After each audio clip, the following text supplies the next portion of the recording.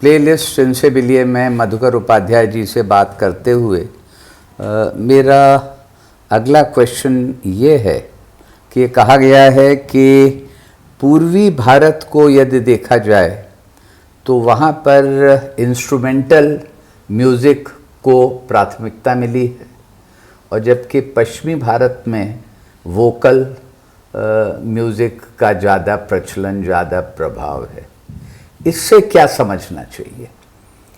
नहीं, हम लोग ये जब बात कहते हैं कि इंस्ट्रूमेंटलिस्ट ईस्ट में हैं, ईस्ट कोस्ट पर हैं जी, और वोकलिस्ट सारे वेस्ट कोस्ट पर हैं, तो हम एक्चुअली पूरे कालखंड की बात नहीं कर रहे होते जी। हम इस समय की बात कर रहे हैं, वर्तमान समय में। हाँ, वर्तमान समय में अगर आप देखिए तो हाँ, भीमसेन जोशी, गंगूबाई हंगल या जिसका भी नाम, पंडित जसराज, ये सब वेस्ट कोस्ट के लोग हैं, या तो मुंबई में हैं या गोवा में हैं या उस तरफ हंगल एक गांव है कर्नाटका में, वहाँ हैं। तो ये सारे लोग वेस्टर्न कोस्ट पर हैं। ईस्ट कोस्ट पर आपको पंडित रविशंकर मिलते हैं और बुद्धादित्य मुखर्जी मिलते हैं, तमाम और बड़े संगीतकार वहाँ से मिलते हैं। ईस्ट की जो चीज़ है वो वेस्ट में नहीं दिखाई देती और वेस्ट उस तरह से ईस्ट में रिफ्लेक्ट नहीं होता। आप समझते कैसे हैं? देखिए, ये इसलिए मैंने कहा कि ये पूरे संगीत की बात नहीं है जी। संगीत में हो सकता है किसी समय में ईस्ट बहुत बड़ा वोकल गायकी का उस समय विपरीत हो स्थितियाँ, लेकिन इसके कारण ऐतिहासिक मुझे लगते हैं जी। वेस्ट कोस्ट में समस्या क्या थी?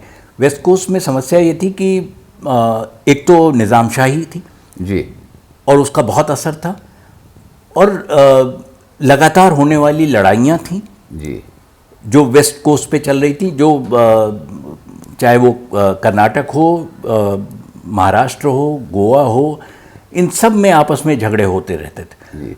और अपनी सीमा बढ़ाने के लिए ये लोग लड़ रहे थे।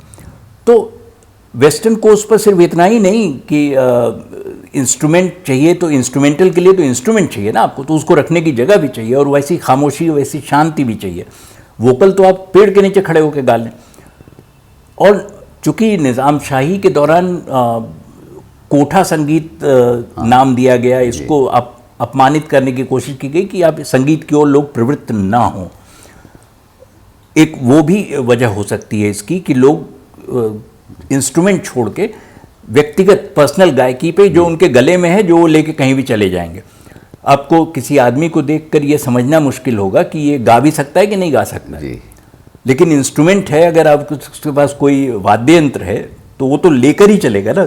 तो आप तो अंडर अटैक। आपने बताया कि निज़ामशाही, एक तो निज़ामशाही है, दूसरा कोठा संगीत का असर जो था वो गायकी पर ज़्यादा जोर था वहाँ, बाकी तो तबला और हारमोनियम से काम चल जाता था। जबकि ईस्ट इस मामले में फ्लरिश कर रहा था क्योंकि वहाँ अपेक्षाकृत शांति थी। वेस्ट डिस्टर्ब था और इसका असर लिटरेचर पर भी पड़ा, यूँ कि आपको वेस्टर्न कोस्ट पर पोइट्री ज़्यादा पावरफुल मिलेगी, लंबे लंबे प्रोज उपन्यास कम मिलेंगे, वहाँ आपको ये ज़्यादा मिलेगा जी। तो ये अंतर, ये विशेष रूप से ये इतिहास के किस शताब्दी में, किस दशक में ये ज़्यादा नज़र आता है? ये मेरा ख्याल है 18वीं सदी से लेकर और 19वीं सदी के मध्य तक आता है। ये उन 100 वर्षों में ये चेंज हुआ है सोसाइटी का। इस तरह की चीज़ें असल में जनरल साहब, ये आप इसको ये नहीं कह सकते कि इन चीज़ों का असर नहीं पड़ता, बहुत लंबा असर पड़ता है, बहुत देर तक चलता है, और उसके टूटने में भी शायद 100 साल ही लगेगा। हाँ, 100 साल ही लगेगा कि वो टूट के फिर से वापस वहीं पहुंच जाए जहां है।